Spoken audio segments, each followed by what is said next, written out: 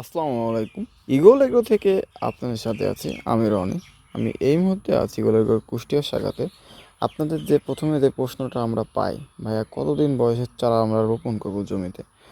আমার যুক্তি মতে আপনারা সবসময় 40 থেকে 50 দিন বয়সের চারা রোপণ করবেন, কারণ এই চারাগুলো মরার সম্ভাবনা খুবই কম। এই বর্ষাতে চারাগুলো, এই যে চারাটা দেখুন, এই চারাটার বয়স মূলত প্রায় 45 থেকে 50 দিন। এই চারাটা যদি আপনি জমিতে রোপণ করেন, এই চারাটার যে রঙটা হারিয়ে গেছে এটা কিন্তু 5 থেকে 7 দিনের ভিতর রঙটা চলে আসবে। কিন্তু এই যে চারা, এই চারা কিন্তু মরবে না, কখনো এই চারা মরবে না। আপনি ফেলে দেখায় আপনার চারাটা, এই যে দেখুন। আমি সাজেস্ট করবো এই বর্ষাতে সবসময় আপনারা একটু বয়স্ক দেখে চারা লাগাবেন, যাতে আপনাদের চারাগুলো না মরে। এই যে দেখুন, খুবই হার্ডিং চারা। তো হার্ডিং চারা নিতে এখনই ইগল এগ্রোর সাথে যোগাযোগ করুন। আর আপনারা যারা ইগল এগ্রো চ্যানেলটি এখনও সাবস্ক্রাইব করেননি, তারা ইগল এগ্রো চ্যানেলটি সাবস্ক্রাইব করে পাশে থাকা নোটিফিকেশন বেল আইকনটি বাজিয়ে দিন। তো দর্শক, ভালো থাকবেন, সুস্থ থাকবেন। দেখা হবে নতুন কোনো ভিডিওতে। খোদা হাফেজ।